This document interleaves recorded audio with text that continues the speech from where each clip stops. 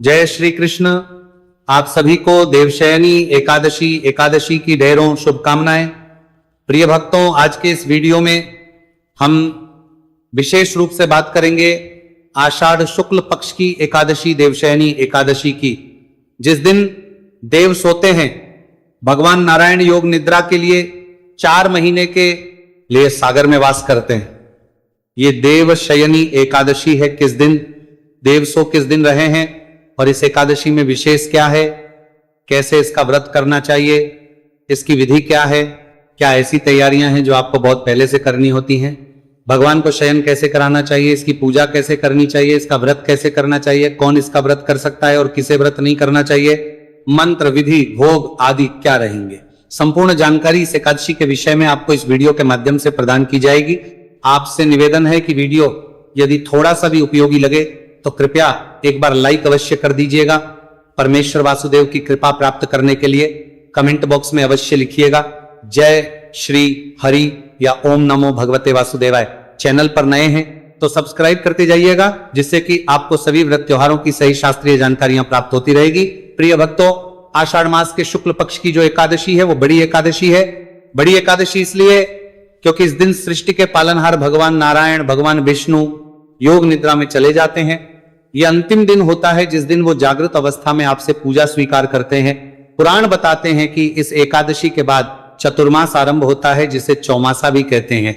इन 4 महीनों में भगवान शंकर सृष्टि का संचालन करते हैं और भगवान नारायण जो है योग निद्रा में विश्राम करते हैं। इसके पीछे एक तथ्य यह भी बताया जाता है कि जब राजा बलि ने भगवान को जब सर्वस्व दान कर दिया, जब भगवान नारायण वामन अवतार के समय वामन रूप में बलि के पास पहुंचे और उन्होंने 3 पग भूमि मांगी और 3 पग भूमि में सब कुछ नाप लिया, तो अंत में राजा बलि ने अपना मस्तक भगवान को अर्पित किया। तो भगवान प्रसन्न हुए और भगवान ने कहा कि बलि, हम तुमसे अत्यंत प्रसन्न हैं, वर मांगो। तो बलि ने कहा कि प्रभु, आप मेरे घर में वास करें, आप मेरे साथ रहें भगवान। क्योंकि कहा कि वरदान मांगो, वरदान मांगा तो उसको मना कैसे करें। तो भगवान ने कहा तथास्तु। तो ऐसा माना जाता है कि इस जो एकादशी है ये देवशयनी एकादशी, इस एकादशी से और कार्तिक शुक्ला एकादशी तक भगवान नारायण राजा बलि के यहाँ वास करते हैं। भगवान के 2 स्वरूप हैं, एक स्वरूप राजा बलि के यहाँ वास करता है और एक योग निद्रा में क्षीर सागर में शयन करता है। इसी जब भगवान योग निद्रा में चले जाते हैं या राजा बलि के यहाँ चले जाते हैं तो उसके बाद 4 महीनों तक कोई भी शुभ मांगलिक कार्य करने की मनाही होती है। कोई शुभ मांगलिक कार्य नहीं किया जाता। भगवान श्री कृष्ण कहते हैं महाराज युधिष्ठिर से कि हे युधिष्ठिर, यह एकादशी मनुष्य के सभी संकटों का नाश करने वाली है। इस एकादशी का व्रत करने से भगवान नारायण प्रसन्न होते हैं। भगवान कहते हैं कि हे युधिष्ठिर, इस व्रत से समस्त पाप नष्ट हो जाते हैं और जो व्यक्ति इस व्रत को नहीं करते वे नरकगामी होते हैं। भगवान कृष्ण यहां पर एक पौराणिक कथा सुनाते हैं। राजा युधिष्ठिर को कहते हैं कि एक चक्रवर्ती राजा हुए जिनका नाम था मानदाता। बड़े धर्मात्मा थे, पर एक बार उनके यहां लंबे समय तक सूखा पड़ा, अकाल पड़ा, बारिश ही नहीं हुई। बारिश ना होने के कारण अन्न उपज बंद हो गई। प्रजा जो है पुकार रही थी, हर ओर मौतें ही मौतें हो रही थी। राजा अत्यंत परेशान हुए, चिंतित हुए और दुखी होकर वो अनेक दस्युओं के पास गए। अंत में वो ब्रह्मा के पुत्र अंगिरा दस्यु के आश्रम में पहुंचे।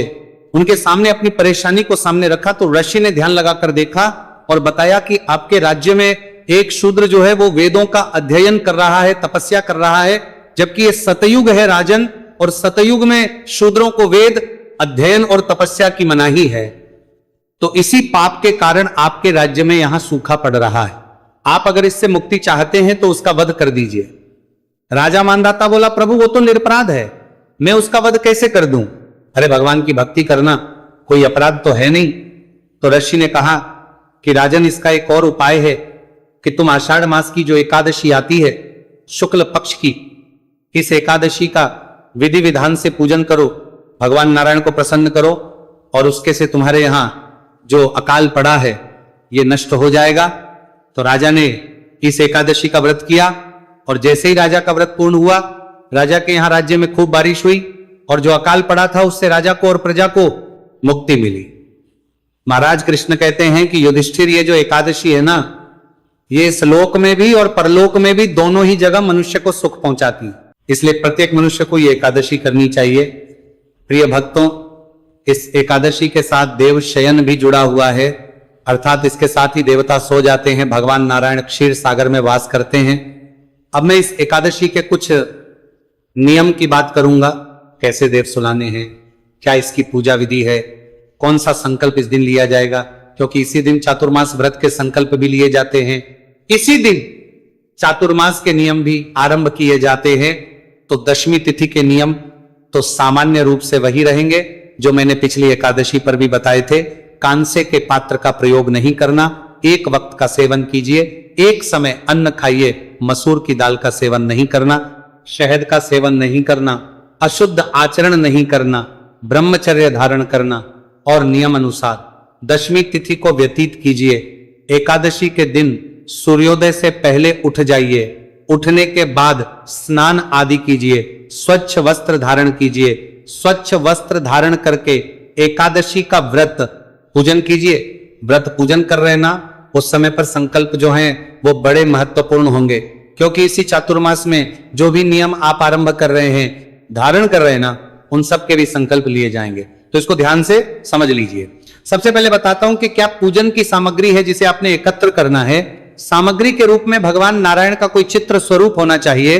तस्वीर हो तो तस्वीर लीजिए, प्रतिमा है तो प्रतिमा लीजिए, उनको स्थापित करने के लिए एक चौकी लीजिए, चौकी पर बिछाने के लिए पीला वस्त्र लीजिए और करने के लिए रोली, मौली, पान, सुपारी, लौंग, इलायची, धूप, दीप, इत्र, जनेऊ बनाने के लिए कच्चा दूध, दही, घी, शक्कर और गंगाजल, पुष्प आदि ये सब सामग्री है जो आपको एकत्र करनी है। सारी सामग्री एकत्र कर लीजिए। जो आपका पूजा स्थल है वहां पर सारी सामग्री रखिए और आसन लगाइए। एक लोटा लीजिए तांबे का, उसमें पहले थोड़ा सा गंगा जल भरिए, फिर शुद्ध जल भरिए। इसके जो पूजा का स्थान है आपका, वहां पर पूर्व दिशा की ओर या उत्तर दिशा की ओर मुख करके आसन लगा के बैठ जाइए। सबसे पहले उस स्थान का शुद्धिकरण कीजिए, पवित्रीकरण कीजिए और सामग्री जो आप लाए हैं पूजा के लिए उसका शुद्धिकरण कीजिए। कारण क्या है कि यह सामग्री आप तक पहुंचने से पहले ना जाने किस किस के हाथ से निकली है, तो इसका शुद्धिकरण परम आवश्यक होता है। फूल के माध्यम से इस जल के छींटे दीजिए सभी सामग्री पर और उस स्थान पर जहां बैठ के आपने पूजन करना है। ओम अपवित्र पवित्रो व सर्वावस्था गतोपि वाह यह स्मृत पुंडरीकाक्षं स बाह्याभ्यंतर शुचिः। इस प्रकार से आपने जल छींटी दे के स्थान को शुद्ध किया है, सामग्री को पवित्र किया है। अब चौकी को बिछाइए, चौकी पर पीला वस्त्र बिछाइए। भगवान नारायण की जो तस्वीर या प्रतिमा आपके पास है उन्हें विराजमान कीजिए। उनके सामने दीपक रखिए। घी का दिया रख रहे हैं तो सीधे हाथ की ओर रखिएगा और तेल का दिया रख रहे हैं तो उलटे हाथ की ओर रखिएगा। इस प्रकार भगवान की स्थापना कीजिए। भगवान के सामने कटोरी या पात्र रख दीजिए जिसमें आप पूजा की सामग्री अर्पित करेंगे। जो पूजन सामग्री आप अर्पित करेंगे भगवान को, वो उस पात्र में या कटोरी में अर्पित कीजिएगा, जिससे कि वो सामग्री इधर उधर फैलेगी नहीं, पैरों में भी नहीं आएगी। इसके बाद एक पात्र लीजिए, छोटा सा कोई गिलास, कटोरी, उसमें इस लोटे में से थोड़ा सा जल डाल लीजिए। ये आपके अपने आचमन या आदि में प्रयोग होगा और जो लोटे में जल आपने भर के रखा है ये भगवान की पूजा में प्रयोग होगा। तो जो आपने जल लिया है दूसरे पात्र में, उसमें से अपने हाथ पे जल लीजिए, हाथ धो लीजिए। हाथ धोने के बाद जलाचमनी करेंगे, सीधे हाथ पे जल लीजिए और पी जाइएगा। 3 मंत्र पे एक एक चम्मच जल लेके पीना है आपने। ओम माधवाय नमः जल लीजिए, पी जाइए।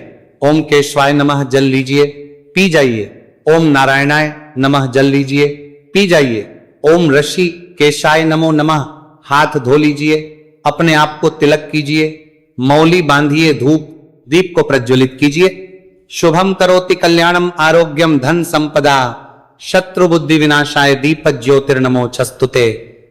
धूप दीप प्रज्वलित कीजिए। धूप दीप जलाने के बाद व्रत पूजन का संकल्प कीजिए। अभी हम व्रत पूजन का संकल्प कर रहे हैं। चतुर्मास के जो नियम है उनका संकल्प अलग से करेंगे। तो व्रत पूजन का संकल्प करने के लिए सीधे हाथ पे जल लीजिए, पुष्प लीजिए, दक्षिणा रखना चाहे रख सकते हैं। 3 बार बोलिए ओम श्री विष्णु, ओम श्री विष्णु, ओम श्री विष्णु।